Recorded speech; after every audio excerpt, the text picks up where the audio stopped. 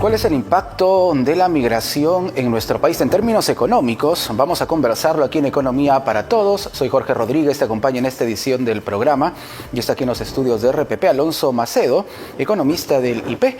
Alonso, bienvenido a Economía para Todos. Buenas tardes, Jorge.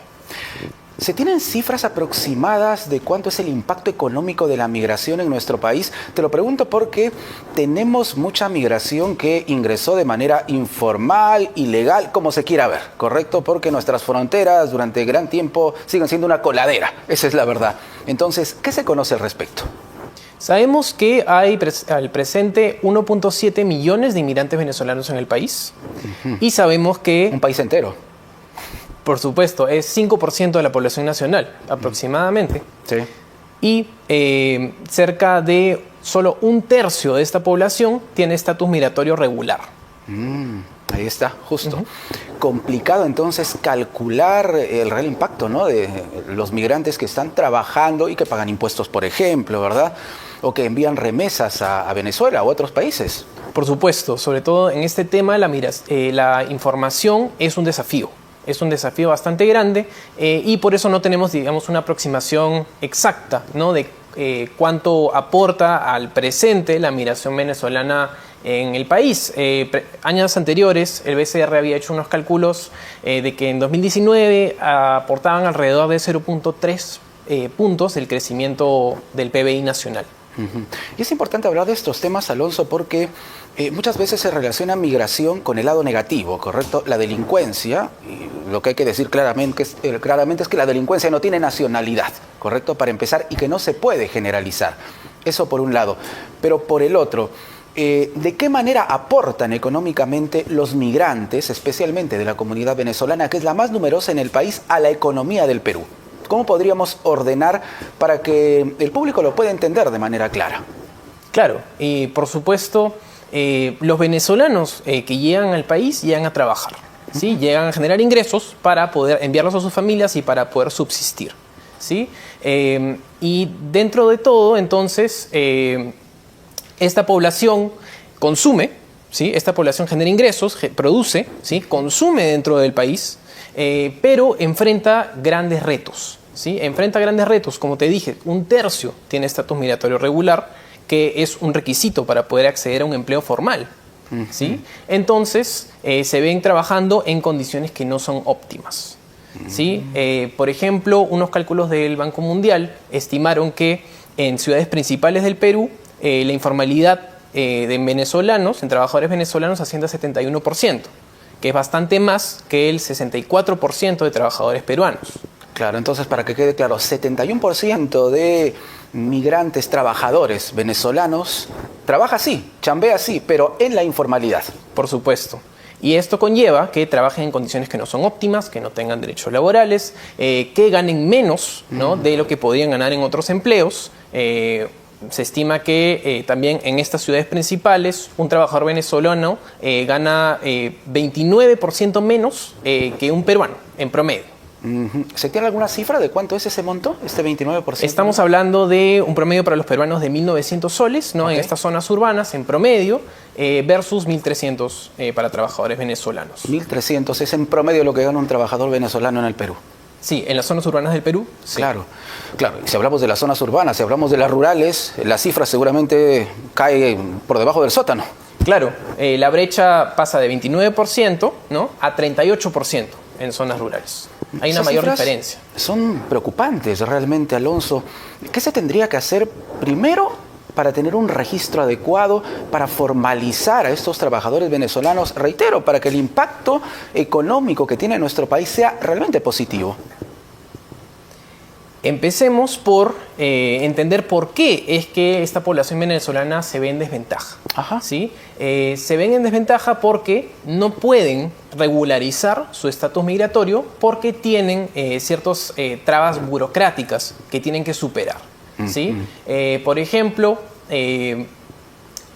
para acceder a, digamos, servicios de salud, por ejemplo, ¿no?, es imposible tener SIS si es que no tienes un DNI o un permiso de permanencia temporal.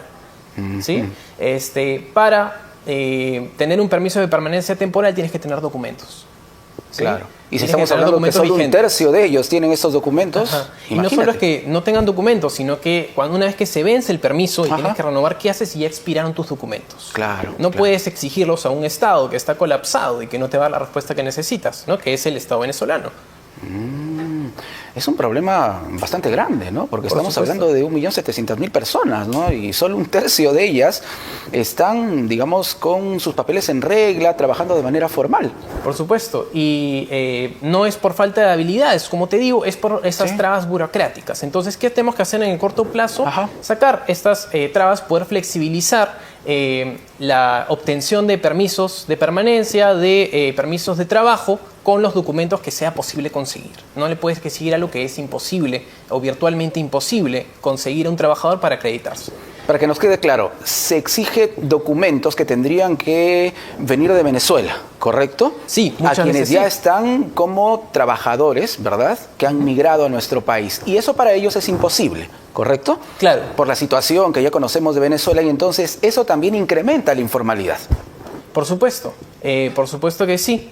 Y además de estas trabas regulatorias, ¿no? Que tenemos que hacer en el corto mediano plazo, ya es un poco la estrategia que también seguiríamos con los peruanos que siguen en la informalidad, ¿no? Se debe generar más empleo, ¿no? Una economía dinámica crea empleo todos los días. Y una economía dinámica se dinamiza con inversión privada. Entonces, se deben generar las condiciones, ¿sí? Para que puedan entrar más capitales al país, se puedan generar más empleos y puedan mejorar las condiciones de vida, ¿sí? De tanto trabajadores venezolanos como peruanos. Claro. ¿Sí? Y así hay un cálculo del Fondo Monetario Internacional que dice que con las políticas de integración adecuadas, la población venezolana podría pasar a participar con 4.5% del PBI nacional hacia el 2030. Entonces hay un potencial enorme Sí, claro, que claro. tenemos que permitir que se aproveche, que tenemos que permitir que se desarrolle.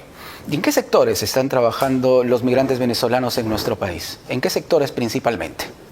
Principalmente trabajan en los sectores comercio, ¿sí? En ventas, pequeños negocios, ¿no? Venta minorista, trabajan en el sector servicios, bastante en restaurantes, ¿sí? Hoteles. ¿Por qué? Porque son los sectores más informales. Entonces es donde es más Sí. fácil conseguir trabajo si es que no tienes tus permisos en regla. Trabajo sí, pero sin mucho requisito, de manera informal, sin cumplir con las obligaciones de parte del empleador, por ejemplo. Por supuesto, sin ningún tipo de derecho laboral. Correcto. Alonso, y yo te tengo que hacer una pregunta que está en la mente de muchos peruanos. Muchos dicen, vienen los migrantes de cualquier nacionalidad a quitarnos la chamba, dicen muchos peruanos, ¿correcto? ¿Esto puede ser así o es que podemos presentar un país con trabajo para todos? No, por supuesto que sí, por supuesto que sí. ¿Por qué? Porque la única manera de conseguir un empleo no es quitándose la otra persona. Como Ajá. te dije hace un momento, una economía dinámica genera empleo todos los días, ¿sí? Entonces, lo que tenemos que hacer es generar las condiciones para que haya más empleo Correcto. y en mejores condiciones. Y esto lo genera el empleo formal, que parte de la inversión privada, de la generación de empleos formales a través de la formalización de medianas y pequeñas empresas que al día de hoy no tienen las condiciones ni los incentivos para pasar al sector formal.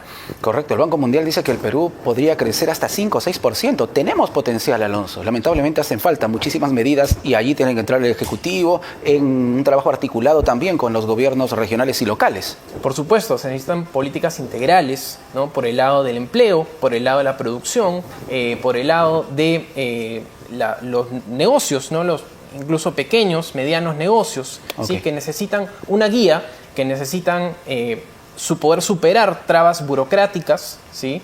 Trabas formales y poder generar más empleo y de mejor calidad. Muy bien, Alonso, muchísimas gracias. Alonso Macedo, economista del IP, aquí en Economía para Todos. Volvemos con mucho más.